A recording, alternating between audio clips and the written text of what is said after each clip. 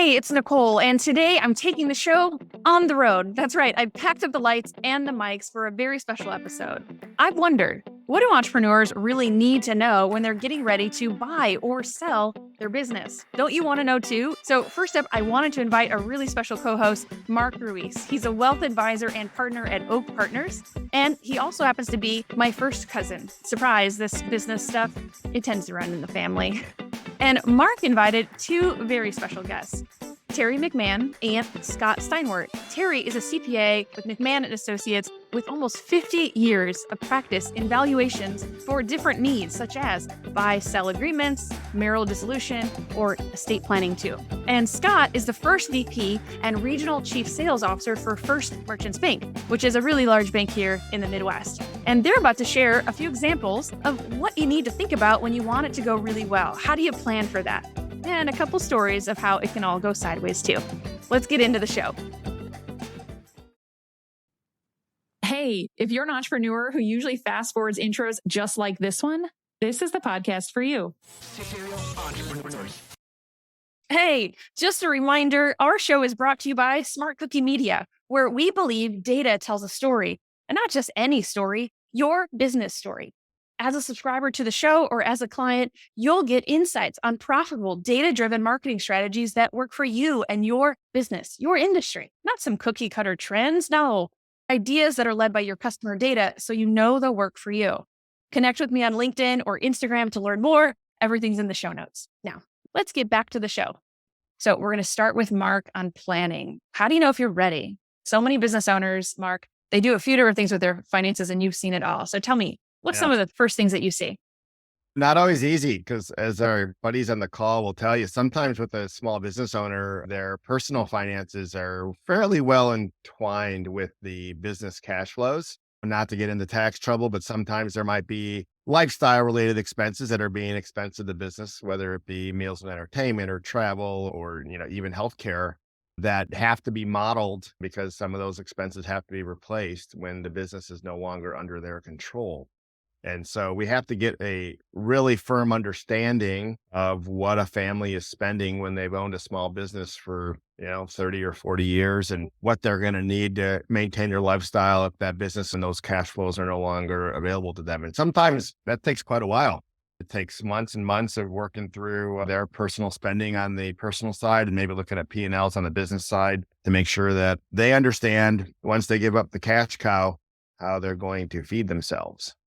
I've had clients before who are taking consistent large draws out of their business, which is great. That's why you own a business and that's why you're the boss. But if you don't understand the nature of those draws and how important they are to your personal balance sheet and your personal cash flow, then you can find yourself broke when you don't have the business anymore. If you don't realize you're spending all that money because it looked like it was a business expenses and looked like it was inconsistent because you weren't taking draws on a predictable basis, then you end up maybe not being able to do the things you want. Mm-hmm. Do you see that in like seasonal businesses, those that have seasonality? Not that they're seasonal like Christmas trees or something, but do you see that in any type of seasonality that people do that? Yeah, there's seasonality certainly to some businesses, but I've mostly just noticed it in sometimes business owners don't understand or don't appreciate would be the better term, the profits of their business and how they've impacted their lives. Yeah. Okay. So tell me, what should they be planning for? You already kind of mentioned, I get in tax trouble here, so I don't want to get in that. But let's talk a little bit about what they should be planning for. First thing you need to understand is you need to really kind of go through their spending habits on the personal level. If you have to send them back to the drawing board to do some spreadsheets or provide you with the credit card statements or the bank statements, you can do that. I prefer just really candid conversations with the business owner and the families and looking at some of the ways they're spending money and deciding whether or not we can fund the same type of lifestyle off the proceeds from the business sale. Okay. So a different type of budgeting for sure. It's not necessarily saying business owners don't like the word budget. So no, I know. We're going to follow that cash flow analysis instead. Yes. Okay, good. Because I was going to say, man, I feel like everybody just got really, really nervous as they're listening in. Like, oh, wait a minute. What do you mean? So, but instead, it's just making sure that you still get to live the life that you've been living and that you're not surprised on the other side. Yes, because when you're in a business transition situation, you are trading all that value you built up for decades into a singular check or a series of payments. And it really does take a little more planning to make sure that those payments and checks are going to make it work for you, Yeah. your family, and your lifestyle. Yeah. Can you tell me a story, a time that you saw this all go really well or really, really sideways? I love a sideways story, if I'm honest. Sideways stories are easier to come by because a lot of times, people get wowed by the big check. The check can be fairly large in a business transition. And maybe they didn't realize they were spending the rate they were spending. There have been people who had no idea that they were expensing so much of the business to the tune of $7,000 to $15,000 a month. And all of a sudden they can't support that on the amount of money they pulled out of the transition. Yeah, Cars, right. healthcare, travel, meals and entertainment, you know, all those Yeah. places the IRS like to spend when we're in audits. Yeah. Sounds like they really need a budget then. No, yeah, cash flow analysis. Oh, Scott, that's good. So, Mark, let's talk about they're on the other side of it. So they made their choice. They made their decision. They sold for 2 million, 25 million, whatever they sold Yeah. for. What is something that they need to be thinking about now? They've exchanged that value. My personal best practices are let's clean up the balance sheet. Let's pay stuff off. If we got a big chunk of money that just came in, let's, maybe pay off a house, pay off a second home. If we have any kind of toys or vacation stuff, let's get that cleaned up. And then let's figure out how we can make the most out of the cash flows that we may be pulling out of the transition or the income we can generate off the remaining proceeds from the sale. So just like anybody else who goes into retirement, we want a clean personal balance sheet. And sometimes these checks can be very large, and this isn't really relevant to that conversation, but I'm talking about the typical, we'll call it $3 to $10 million transaction that we see in small businesses in Northwest Indiana.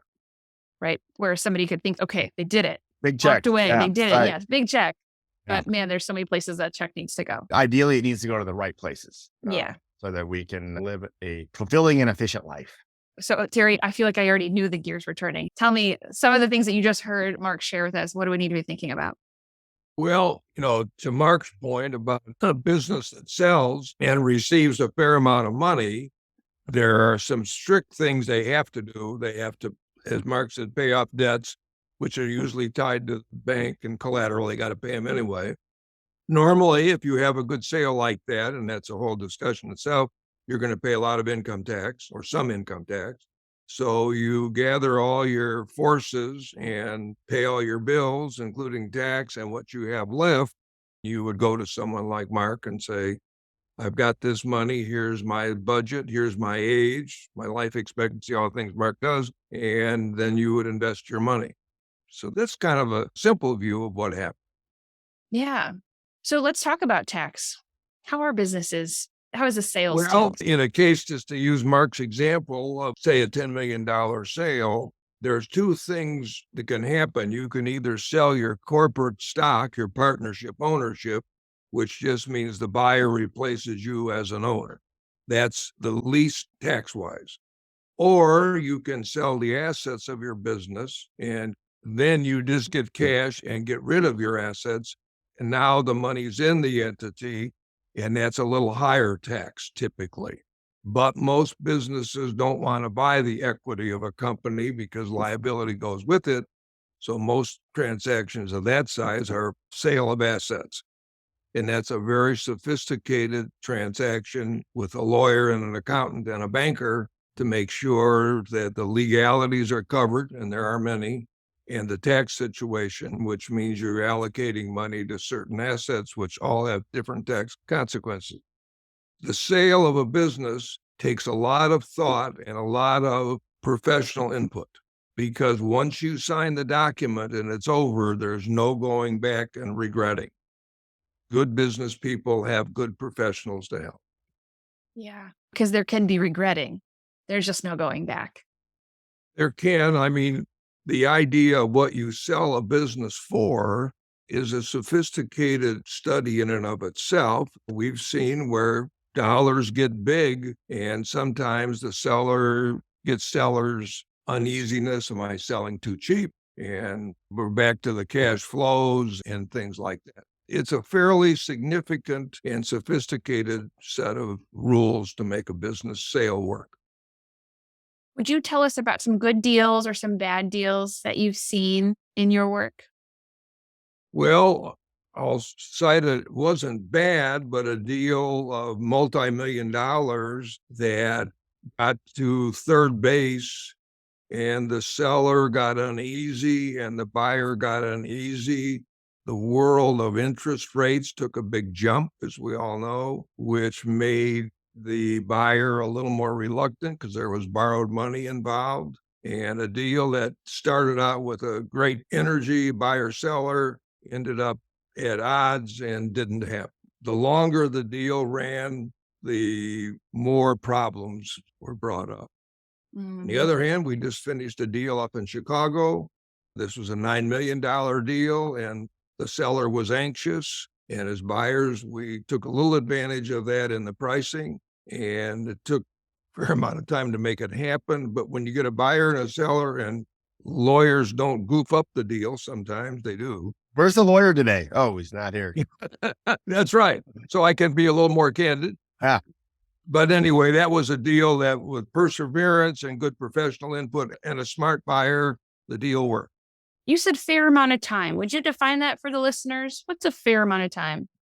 I don't know that there's any real standard to that, but I would say 90 to 120 days is fast. Yeah. Over 8 months or 9 months, the deal starts to drag. Circumstances change. And suddenly the pricing, what seemed right 6 months ago, isn't right now. I see. I see. I think one of the interesting things is it's always great when the business owner sticks around to transition the customers and the staff to the new owner.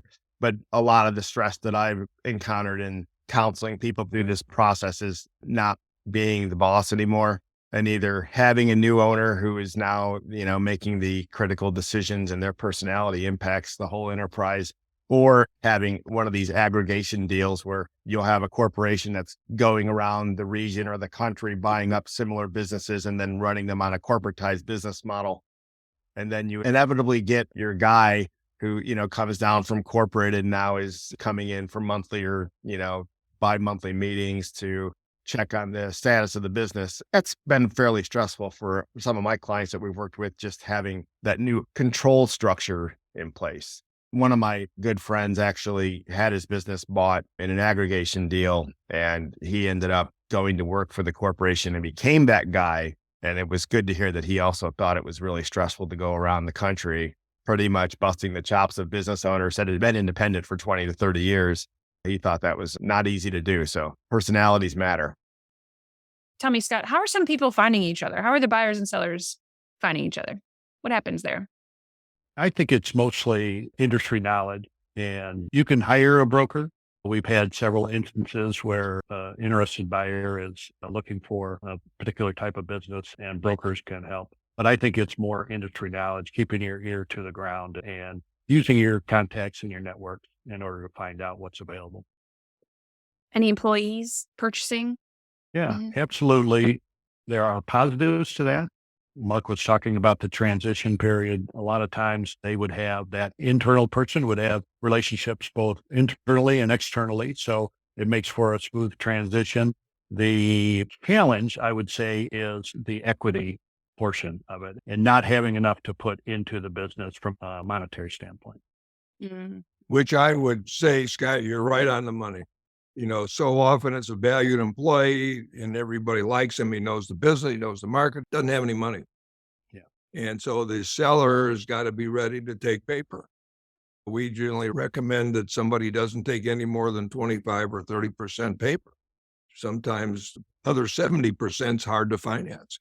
Just is.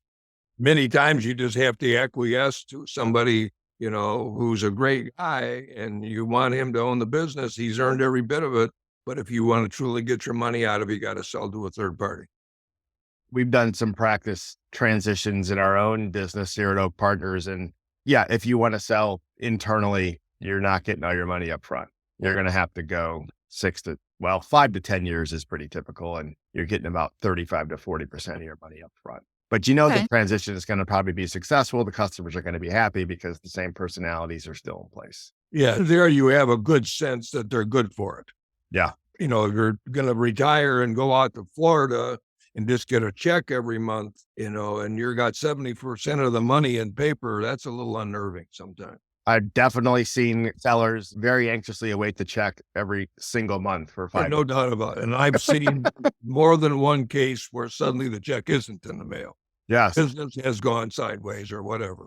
In many Wow. situations where there's some insider who got left at the business who calls the previous owner to tell him how bad the new owner is, which adds to the stress every month when the check is supposed to arrive because he thinks any month it could stop coming.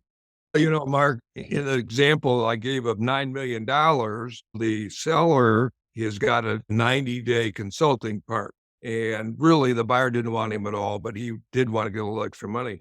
This deal is only 60 days old. Yeah. And sure enough, the seller who's going in there and he's disruptive.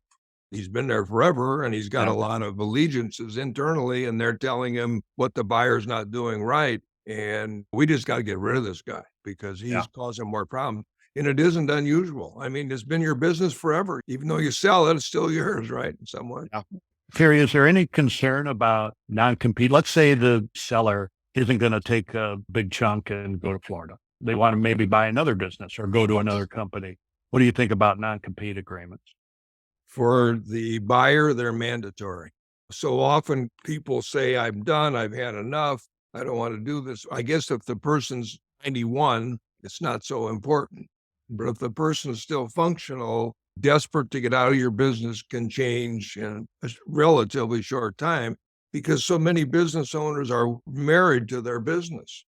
Whenever we get somebody who's interested in buying a business, we have a due diligence checklist, and right at the top of it's marketing, but right behind it is the goodwill of the person that's selling. Do you lose business because he's not in the picture? Or is he going to want to compete with you in 2 years because now he's bored stiff? Yeah. I rarely see a deal anymore without it. Is there a time limit on it? Yeah, there's a law that guides some of that. 2 years is probably the most you're going to get unless it's unusual circumstance. How often, Terry, do you get asked to do valuation so that the seller and the buyer have some confidence in the number? More and more. The valuation part of it is important, not just in a buy-sell, but for estate planning, unfortunately, marital situations. So more and more, we've tried to develop some expertise in that. It's got that unknown factor, as you know, because any valuation of a business other than like real estate is predicated on future earnings. I've been fortunate to have you as a consultant, a friend for many years. The banking industry sees it probably better than any of us, these businesses that suddenly run into unexpected and high interest rate or competition down the street. We do a local guy whose gasoline fast food business is very wealthy and very successful. Well, suddenly the price of gasoline drops. It's hard to predict the future of a value of a business through its earnings because you're hoping that it's solid. Solid would be a medical group. They're going to succeed unless they just make a terrible mistake. But many of us are in a business that tomorrow the economy can change and our whole business plan changes. And that's all based upon the value of a business in the future. I feel like there's got to be so many wild stories that is even more true in the past 3 years. Like, I'd like to think that maybe part of you working in buy and sell was a little ho-hum until 2020. I mean, you just said like so many things can change, but like we all understand so many things can change, right? Can you talk to me a bit about what you've seen in terms of financing? What's just radically changed over the last few years? Surprisingly, the businesses are doing very well. When you talk about pre-COVID and post-COVID, there's not a ton of change. The biggest change has happened over this last 14 months with interest rates, where interest rates have increased by 500 basis points. So if you only have variable debt and you were a prime borrower, your interest expense has gone up over 150% because of that. So like Terry was saying, those things impact cash flow tremendously. But if I can pivot just a second, Terry was talking about future earnings and predicting those future earnings. That by far is the number one thing that the bank looks at. Cash flow is what pays back loans. If you're looking at liquidating collateral to pay back a loan, then everybody's in pretty sorry shape. So the sustainability, and this is what Terry was talking about, is there concentration in a couple of different clients, where if one of those clients leaves, that has a direct impact on the top line. Who is tied to the seller? And if the seller leaves, do those customers leave? And then on the other side of the ledger, this is part of what Mark was talking about. Are there excess salaries or car allowances or things like that that the seller has been relying on, but that the buyer, it's not necessary expenses to run the business? So those are things you can add back to the future cash flow. You also want to look at the age of the equipment. Is there going to be some capital expenditures that need to be made right away? Or what's the timeline of ongoing capital expenditures? So you look at the historical cash flow, and then you look at the projected cash flow. And that is easily the most important thing for a bank when looking at financing and acquisition. I will say too that I've noticed in the business valuation process, the ones that involve inventory tend to be the ones that get a little more heated up in the conversation. A lot of times, especially with, light industrial businesses, they have years worth of inventory that they think is worth something. And then, they don't actually ever count it. They just know it's back there. And then it's time to go do the deep dive because they want to evaluate and maybe even loan against it. And now they're either surprised one way or the other. I had a sporting goods store that we were doing, set the buyers through a deal, and they were super excited about what they had been told about the inventory, all the stuff that they were going to be able to sell. And if they just knew what they had, they could go and get it out. And people were really wanted these products at that time. And when they went and we actually did the inventory, like a lot of the stuff they were told was back there, they couldn't find it. So No. it almost killed the deal. So, Well, Mark, what we do when we do these valuations is we take the balance sheet and we do what we call normalization, which is inventory, which like you say, a lot of times is not real accurate and is driven by income tax. And the other thing is your fixed assets, which, can be depreciated down, but have some value. Yeah. I think Scott would agree in both cases, inventory and older fixed assets, there's not a lot of lending at a high number against that anyway. yeah. But we also do a normalization on the income statement, which, goes back to what you and Scott said.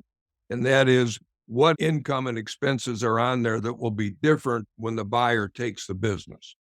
And that's always an interesting point because as a buyer, we're always trying to, eliminate some salaries and some of the expenses, like you say, are personal. On the other hand, you find sometimes that that's better in theory than in fact, that you, as a buyer, you may do some of that. Yeah. Or some of it may have been very valuable in producing client relationships. While we do it and it helps create a nice new income number, you got to be a little cautious with that too. I think, Scott, you'd agree when somebody's got $100 on their P&L and suddenly it's 200 and now the business is worth more. You want to use your term dive a little more. So Scott, share that everything went wrong story about the construction company that you were working with. All right. So I'm going to say that the seller is Buster and that the buyer is Dave. Good historical performance by Buster. There are some real positives. The buyer, Dave, has a lot of experience in the business. And Buster is willing to take back a note, about 30%. So nice equity going in from Buster. Unfortunately, Buster had way too high of expectations as far as the price. There was not a third-party valuator involved, coupled with not a lot of equity that the buyer, Dave, was going to put into it. It just wasn't going to work. Not enough collateral and not near enough cash flow to service the debt of the acquisition. It was busted. It was Dave and Buster. Yes, it was Dave. I'm really surprised sitting here with you that there aren't third-party valuations done. I mean, hasn't Shark Tank taught any of us anything? I'm really shocked by that. So how often is that the case that they're just guessing? I want a formula. Anytime we've ever bought a practice in the financial services practice, we start with that valuation. There's firms that specialize in valuing financial services practices. Now, internally, Terry's helped us with some valuations of Oak Partners itself. But to me, I don't know how you even begin the conversation, because if you use the Shark Tank example, that's where the whole negotiation is. I want $100,000 for 10% of my company. And, the shark says, I'll give you $100,000, but I want 40. I mean, that's the negotiation. I think that ultimately business owners often revalue their business maybe more than it's worth, but there's situations where they undervalue it as well. I like starting with that third party valuation because it helps get the conversation started. It really makes sense. We've seen a lot of personal financial statements, and you're right, Mark. In general, when they list the value of their business, it is overvalued. And so you're exactly right. A third party to analyze and to put some numbers together and to look at future cash flow so that the buyer and the seller can be on the same page. That is critical. I know there's some art in that, Terry, because we've worked on it, a number of times together. But I think the process of going through the art is actually good for the business owner too, because they get to see some comparables with other players, either in similar industries or their own industry. That's right. A fellow come in just recently. He's in a 50-50 ownership of an industrial business in Illinois, and they're very strong performers. And he said, my partner offered me $10 million for my 50%. And he said, well, that sounds like a lot of money. He said, I haven't got the biggest idea whether that's fair or not. And so he hired us to do a valuation. All he wants is a comfort level, that he's not selling for what seems like a whole bunch of money and come to find out it was worth considerably more than that, which in this case it is. But there's estate planning, which in buy-sell agreements, you need to formalize, have something, because when partnerships break up, they can't agree on anything many times. Yeah. If somebody passes away or gets ill health. So to go back to a question was asked earlier, how often are we doing these? We have one person and that's basically all he's doing. And it's important. You should know what your business is worth, given the fact that it's based upon a future that's never definite. Like history is your best guide, but boy, we average 5 years typically, and we're cutting that down to 2 or 3, the most recent. Wow. 5 years ago with the virus and all that, compared to today really isn't relative in many cases. Yeah. Even medical, where there's third-party reimbursement and, different ways you get paid, and government's always trying to make it less and they're trying to make it more. And it's just hard to predict. When you're doing the medical deals, Terry, do you find that the personality match between the buyers and the sellers is important, or are they mostly rolling up into healthcare systems? If I understand the question, the problem with medical practices is it's 90% personal goodwill. Yeah. The doctor leaves, the value goes down. We just did one a couple of years ago, and it was a ear, nose, and throat. And their business name doesn't have any of the doctor's name in it. You can go in there and maybe not see Dr. A, but B. And suddenly that took on more of a professional look than just personal. So many times medical groups are valued at the accounts receivable and the hard assets. Oh, wow. No goodwill. I didn't know that. That's aggressive. But it's not uncommon. Us professional services guys, we like our goodwill. Oh, yeah. For sure.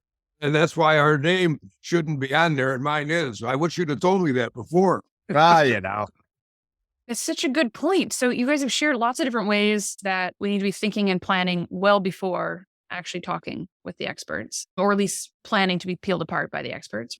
But it even goes all the way back to name. That's a really, really good point. Scott, tell me about structuring for financing. What I can start with what a bank looks for. And the number one thing, what I said with cash flow.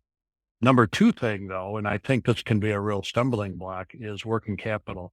It's not the most interesting topic, right? You have the left side of the balance sheet where it's all the assets, inventory, cash, accounts receivable, and then the top right side, which is accounts payable and all the accrued expenses. But I have seen a real challenge of a very successful business on the top line. They're buying a product on time and they get paid in 30 days. All of a sudden it's 45 days or 60 days. Maybe there's even a bad debt.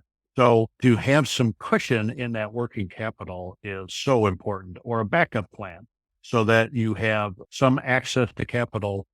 Maybe it's seasonal business, but you don't want to hit a down period and have that completely crater the business, because we've seen it happen. So cash flow, working capital, and then you're going to collateral. And in an acquisition, you guys were talking about goodwill That creates an airball in collateral. Oftentimes, the business assets, the equipment, the real estate, the working capital, so the inventory, the accounts receivable, don't cover the loan.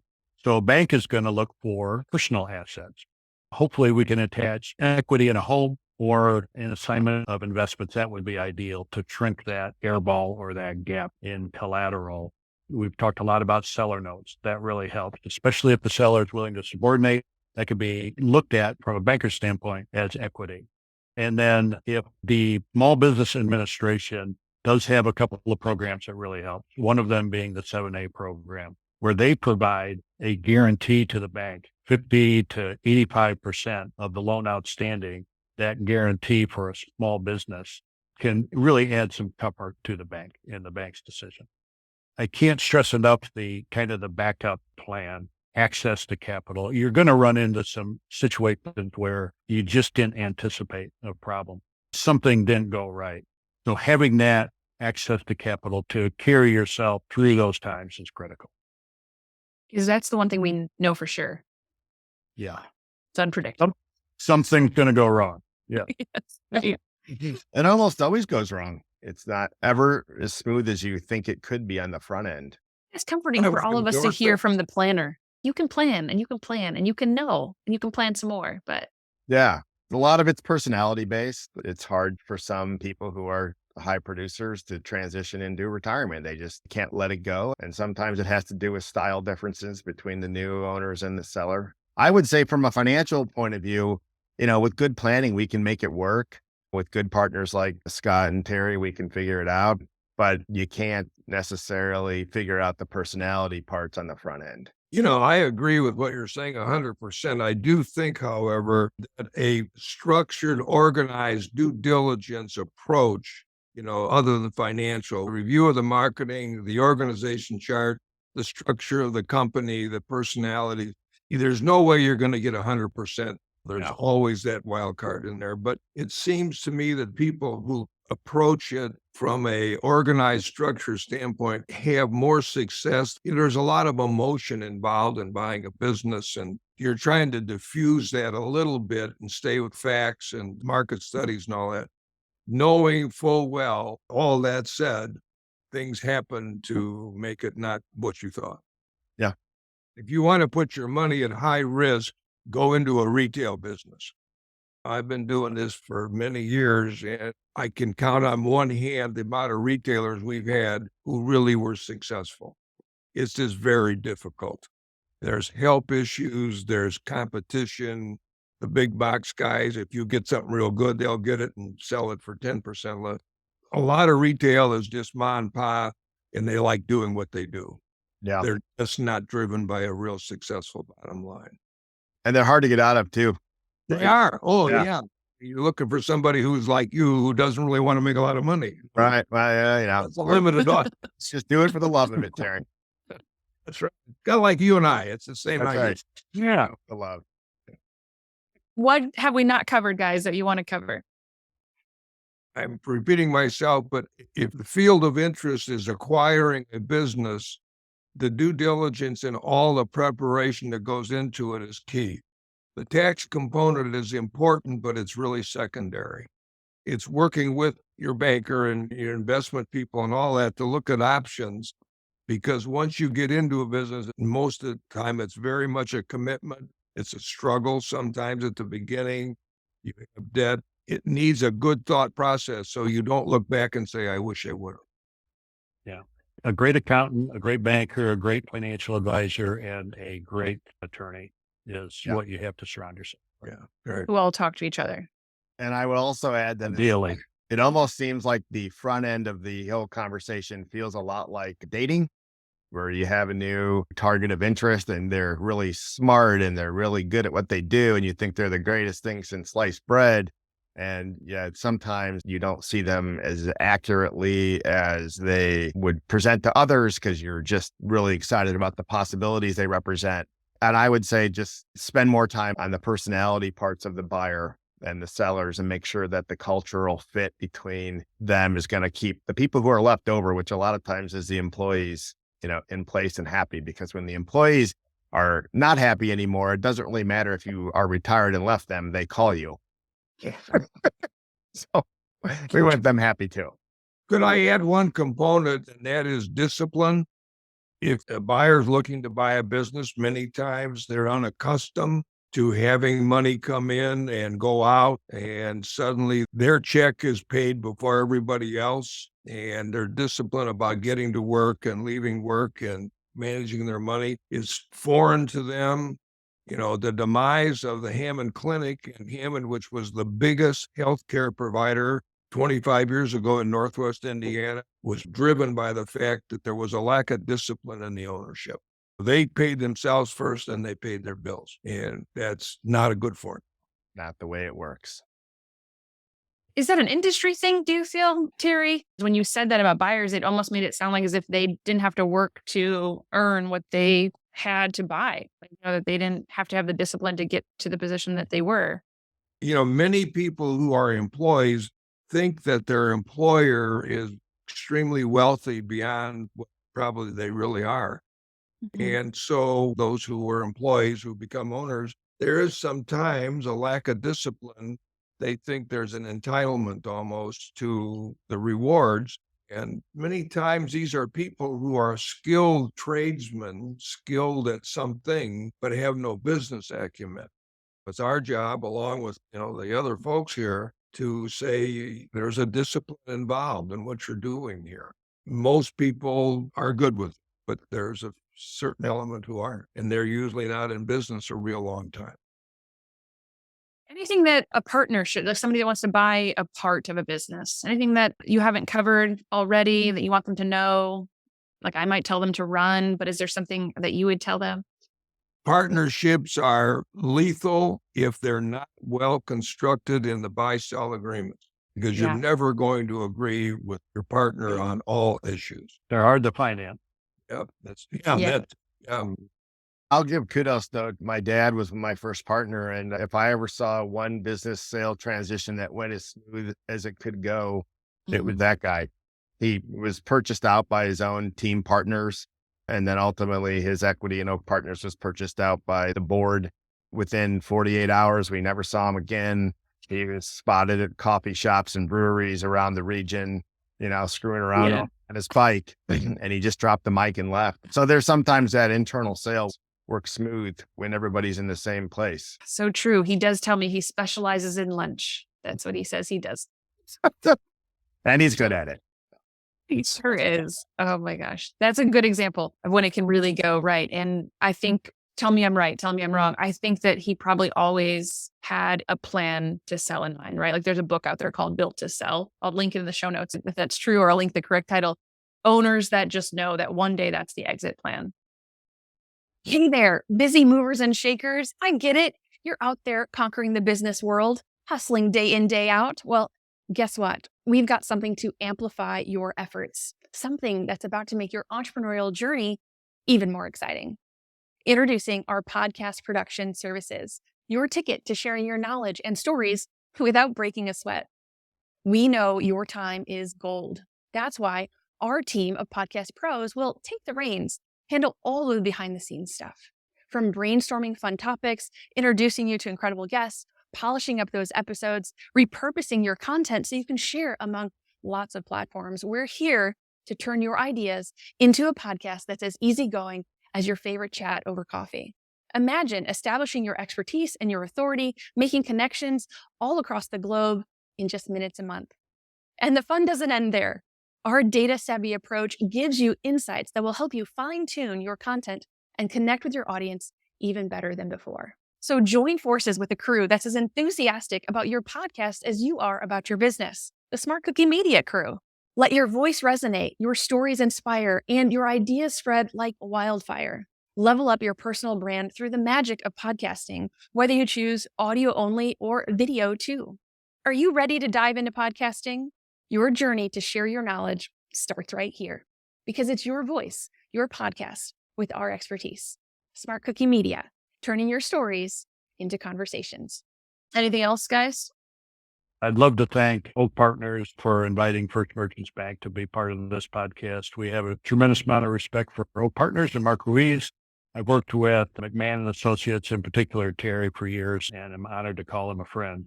So it's nice to be with both of you. Thank you, Scott. And we agree. I was excited to be with you guys today. Well, I have so much faith, I've given some of my money to him. Sure, I want to talk to you about that too, Mark. Well, I've got to go now. He's been great, and he's a great communicator, which I appreciate. And by the way, your column yesterday was excellent. Well, thanks. The whole wrap up on the estate and getting a trustee and all that.